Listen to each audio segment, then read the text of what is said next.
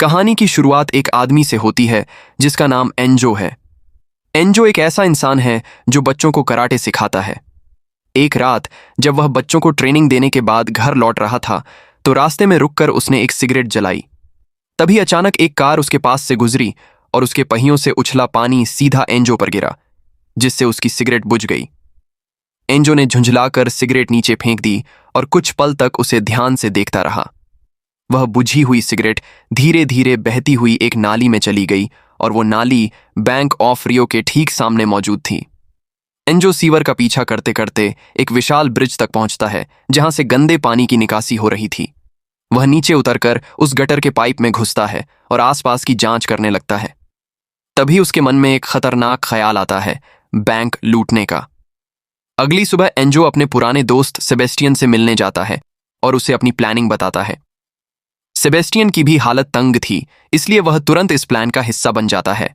लेकिन इस मिशन को पूरा करने के लिए दोनों को कई महंगे उपकरण और कुछ हथियारों की जरूरत थी, जबकि उनकी जेब पूरी तरह खाली थी।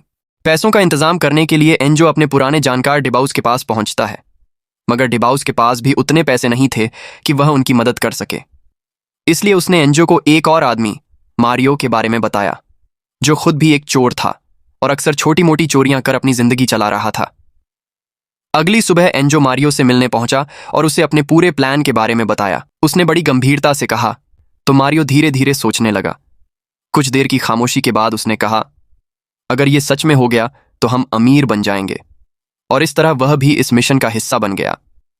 अब रात होते ही दोनों अपने काम पर निकल पड़े। दोनों उस पुराने नाले के पास पहुंचे जो बैंक ऑफ रियो के सामने बहती थी। वहां पहुंचकर एंजो ने एक लंबी मापने वाली टेप निकाली और उसे नाले के अंदर डाल दिया ताकि उसकी गहराई पता चल सके। दोनों झुककर ध्यान से देखते रहे कि टेप कहां तक जा रही है। उन्होंने उस पाइप के अंदर जाकर उसकी लंबाई और गहराई को मापा ताकि पता चल सके कि कहां से रास्ता बनाकर बैंक तक पहुंचा जा सकता है। एंजो पूरी गंभीरता से हर छोटी बड़ी बात नोट कर रहा था, जबकि मारियो चारों तरफ नजर घुमाकर यह देख रहा था कि कोई उन्हें देख तो नहीं रहा।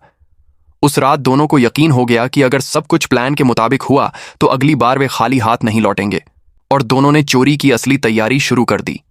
प्लान बनाते बनाते उन्हें पता चला कि बैंक के अंदर हाईटेक मोशन सेंसर लगे हुए हैं, यानी अगर किसी ने रात में जरा सी भी हरकत की तो अलार्म तुरंत बज जाएगा।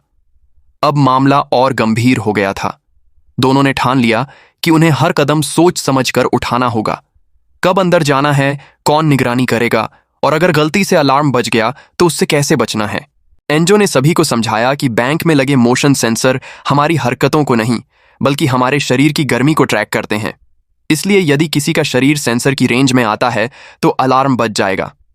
इस बात को ध्यान में रखते हुए उसने स्लीपिंग बैग के कपड़ों और कुछ विशेष सामग्री की मदद से एक ऐसा सूट तैयार किया जिससे उसकी बॉडी की गर्मी सेंसर तक नहीं पहुंचती। अगले दिन एंजो बैंक में गया और धीरे धीरे हर विभाग की फोटो लेने लगा। वह चाहता था कि बैंक का पूरा लेआउट समझ सके और उसके आधार पर एक ब्लूप्रिंट तैयार कर सके। हर कोना, हर गली, हर डिपार्टमेंट की फोटो उसने ध्यान से खींची। लेकिन तभी कुछ सिक्योरिटी गार्ड्स ने उसे फोटो लेते हुए पकड़ लिया और बेसमेंट की तरफ ले गए। लेकिन यह पकड़ना वास्तव में एंजो की खुद की योजना का हिस्सा था। उसका मकसद था कि उसे थोड़ी देर पकड़ा जाए ताकि वह बेसमेंट तक पहुंच सके और वहां मौजूद लॉकर्स को करीब से देख सके। इस तरह वह बैंक के अंदर और भी महत्वपूर्ण जानकारी हासिल कर पाया। गार्ड्स ने एंजो के कैमरे को बारीकी से चेक किया, लेकिन उन्हें वहां कुछ भी संदिग्ध नहीं मिला। दरअसल एंजो पहले ही कैमरे में लगे एसडी कार्ड को निकाल चुका था, इसलिए उसमें बैंक के अंदर की कोई तस्वीर या जानकारी मौजूद नहीं थी। गार्ड्स के पास उसके खिलाफ कोई सबूत न होने की वजह से उन्होंने उसे बिना रोक टोक छोड़ दिया।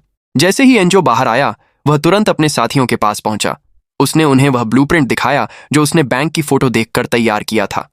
ब्लूप्रिंट में हर विभाग, हर दरवाजा और बेसमेंट में मौजूद सभी लॉकर्स का पूरा नक्शा था।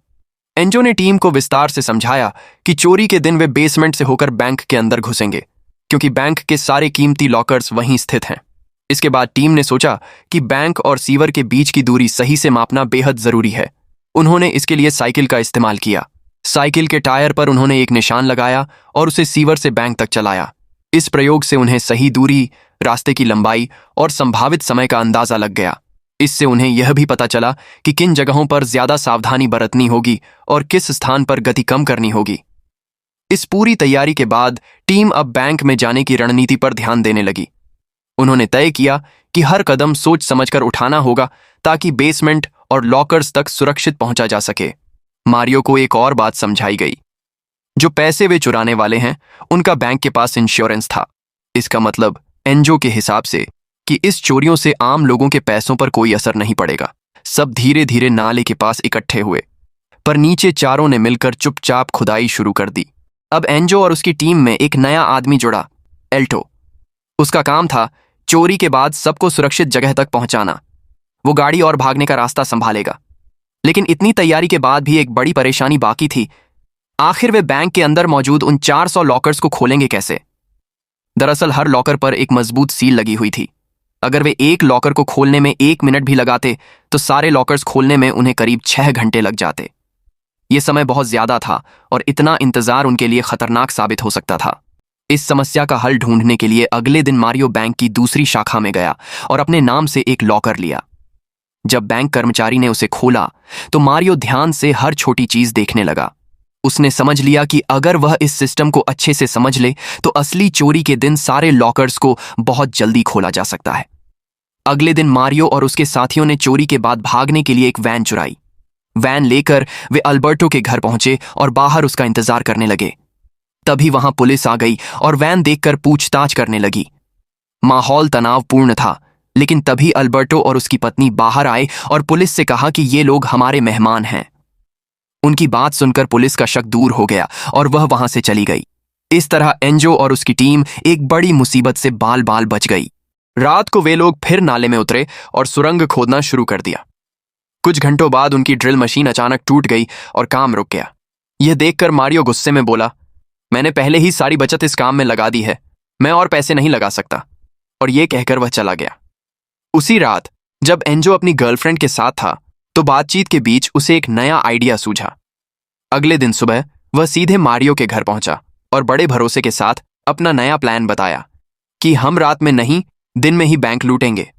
एंजो का नया प्लान बड़ा और रिस्की था। उन्होंने सोचा कि रात की जगह दिन में सरेआम बैंक के मुख्य गेट से घुसना बेहतर रहेगा। उनका विचार यह था कि जैसे ही वे दिन दहाड़े अंदर हाथ पकड़कर कुछ हल्की फुल्की चोरी करते दिखेंगे, बैंक स्टाफ और पुलिस इसे मामूली घटना समझ लेंगे और बाहर खड़े रहकर मामले को नियंत्रित करने की कोशिश करेंगे। उसी बीच टीम सुरंग के रास्ते से पहले से खोदे हुए मार्ग के जरिए बैंक के अंदर से निकल जाएगी। जब तक पुलिस को सुरंग का पता चले वे बहुत दूर निकल चुके होंगे। मारियो को यह आइडिया अच्छा लगा और वह भी तैयार हो गया। चोरी के दिन सभी ने अपनी उंगलियों पर कुछ चिपकाने जैसा लगाया ताकि फिंगरप्रिंट का सबूत न रहे। इसी दौरान सेबेस्टियन सुरंग खोदने के काम में जुट गया और बाकी लोग आखिरी तैयारियां करने लगे। टीम के कुछ लोग भेष बदलकर आराम से बैंक में दाखिल हो गए। अंदर पहुंचते ही उन्होंने चेहरे पर मास्क झटक ली और वहां मौजूद ग्राहकों को तुरंत बंधक बना लिया। कुछ ही देर में बैंक का माहौल डर और हड़बड़ी से भर गया। बैंक के एक सिक्योरिटी गार्ड ने सीसीटीवी पर यह सब देखा और तुरंत पुलिस को सूचित कर दिया। वहीं मारियो कैशियर काउंटर की तरफ बढ़ा और कैशियर को एक सूटकेस में पैसे भरने के लिए दबाव बनाया। दूसरी तरफ अल्बर्टो पार्किंग लॉट में जाकर अंदर से गेट बंद करवा दिया ताकि बाहर से मदद आना मुश्किल हो जाए। कुछ ही मिनटों में पुलिस मौके पर पहुंच गई और बैंक को चारों तरफ से घेर लिया। बाहर की हलचल देखकर एंजो घबरा तो नहीं, उसने एक होस्टेज को अपने पास बांध रखा, उसे गन पॉइंट पर रखते हुए बाहर निकाला और पुलिस को धमकाने लगा ताकि अंदर के बाकी लोग सुरंग से निकलने का समय पा सकें।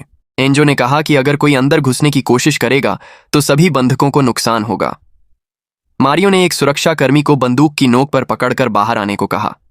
पहले गार्ड मना करता रहा, लेकिन धमकियों के आगे वह बाहर निकला।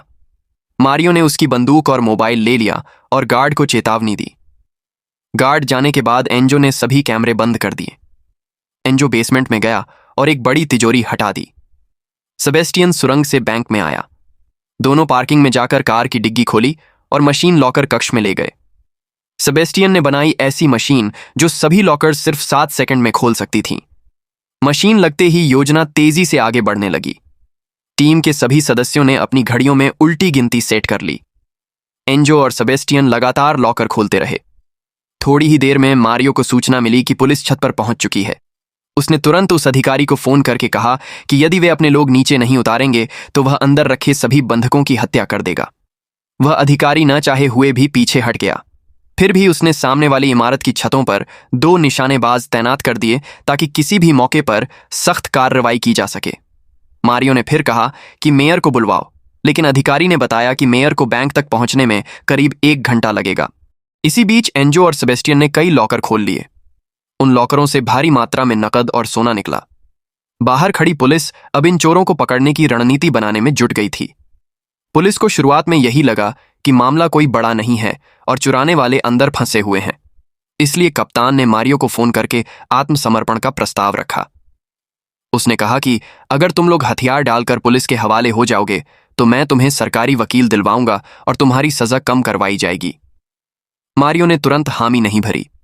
उसने थोड़ी देर सोचने के लिए समय मांगा और सीधे तौर पर प्रस्ताव अस्वीकार भी नहीं किया। इसी समय एक बूढ़ी औरत दिखाई दी जिसका आज जन्मदिन था। मारियो ने उसे एक चॉकलेट दी और उसे सुरक्षा की खातिर बाहर भेज दिया ताकि उसे कोई चोट न पहुंच सके। कुछ ही देर बाद मेयर बैंक के बाहर पहुंचा। पुलिस ने मारियो का फोन मेयर से जोड़ दिया ताकि मामला सुलझे। मेयर ने न सिर्फ मारियो की बात सुनी बल्कि गुस्से में उसे कड़ी भाषा में भला बुरा कहा। मारियो ने कहा कि अब किसी मंत्री से बात करने की जरूरत नहीं है, उसे सीधे अपने वकील से बात करनी है। जब कप्तान ने वकील का नंबर मांगा तो मारियो ने चालाकी से एक बंधक का नंबर दे दिया। कप्तान ने फोन मिलाया तो मारियो ने अपनी आवाज बदलकर बात करनी शुरू कर दी। ऐसा करके उसने टीम को अंदर कुछ और समय दिलाया ताकि वे अपना काम पूरा कर सकें। इसी बीच एंजो और बाकी साथी सुरंग के रास्ते चोरी का सारा सामान बाहर पहुंचा रहे थे। कप्तान ने देखा कि जिस नंबर पर कॉल की जा रही है वह बंद है और उसे शक हुआ। फिर उसकी नजर बैंक के बाहर बहते नाले पर पड़ी और उसे एहसास हुआ कि चोरों के पास सुरंग के अलावा एक और भागने का रास्ता मौजूद है। अंदर एंजो ने धीमे धीमे बोट में नकद और सोने की थैलियां भरवाईं और फिर सभी हथियारों को बैंक के वॉल्ट में सुरक्षित रखवा दिया ताकि कोई सबूत न रहे। यहां असली सच सामने आ गया कि जिन हथियारों को उन्होंने बाहर निकाला था वे असल में इसलिए निकाले गए थे ताकि किसी को चोट न पहुंचे। मारियो ने सभी बंधकों को पहले तले के कमरे में बंद कर दिया और फिर एंजो के साथ चला आया। जैसे ही बंधकों को लगा कि चोर चले गए हैं वे अपने फोन उठाकर घर वालों को कॉल करने लगे। यह देखकर कप्तान समझ गया कि मामला गंभीर है और उसने एक टीम मुख्य दरवाजे से अंदर भेज दी और दूसरी टीम को नाले की तरफ निर्देश दिया। इस बीच मारियो एंजो के साथ मिलकर खुदाई के निशान मिटा रहा था और जल्दी से अपनी टीम के पास लौट आया। तभी कहानी एक फ्लैशबैक में चली जाती है। फ्लैशबैक में पता चलता है कि एंजो ने पहले से यह सोचा हुआ था कि पुलिस उन्हें सीवर के रास्ते पकड़ने की कोशिश करेगी, इसलिए उन्होंने नाले के एक हिस्से में छोटी सी बाधा बना दी थी ताकि पानी का बहाव बदल सके और वे मोटर बोट से उसी मोड़ पर निकल सकें। यह चाल उन्हें उम्मीद देती है कि वे जल्दी और सुरक्षित तरीके से वहां से बाहर निकल जाएंगे। कैप्टन ने बैंक के बेसमेंट में जाकर वह सुरंग देखी, लेकिन वह वहां से चोरों का पीछा नहीं कर सकता था क्योंकि सुरंग के मुंह पर एक बॉम्ब रखा था। थोड़ी ही देर में उसने पहचान लिया कि यह बॉम्ब भी नकली है जैसे बाकी सभी हथियार। लेकिन अब इससे कोई फायदा नहीं था क्योंकि चोर पहले ही अपने एग्जिट पॉइंट तक पहुंच चुके थे। एंजो और बाकी साथी सुरंग के रास्ते वैन में घुस गए जबकि सेबेस्टियन ऊपर जाकर चोरी का सारा माल लाया। इसके बाद सेबेस्टियन भी ऊपर आया और सब लोग सुरक्षित बाहर निकल गए। इस तरह एक मामूली दिखने वाले गिरोह ने सरकार और पुलिस को चकमा देकर कुल 30 मिलियन की चोरी कर ली। चोरी के बाद सभी अल्बर्टो के घर पहुंचे और लूट का सामान आपस में बांट लिया।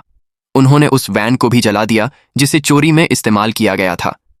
सबूत मिटाने के बाद सब अपने अपने रास्तों पर निकल गए और पैसों से आराम की जिंदगी बिताने लगे। कुछ महीनों बाद अल्बर्टो की पत्नी को उसके अफेयर का पता चला। गुस्से में उसने सीधे पुलिस को सारी जानकारी दे दी। पुलिस ने एक एक कर चोरों को पकड़ लिया, उनका सारा पैसा जब्त कर लिया और उन्हें जेल में डाल दिया। 7 महीने बाद एंजो जेल से बाहर आया। मारियो महंगी गाड़ी में उसका इंतजार कर रहा था। असल में एंजो ने पहले से योजना बना रखी थी कि चोरी में नकली हथियार इस्तेमाल होंगे और किसी को चोट नहीं पहुंचेगी। इसी वजह से कोर्ट ने उन्हें केवल 7 महीने की सजा सुनाई। बैंक के पास लॉकर्स में रखे पैसों का कोई रिकॉर्ड नहीं था।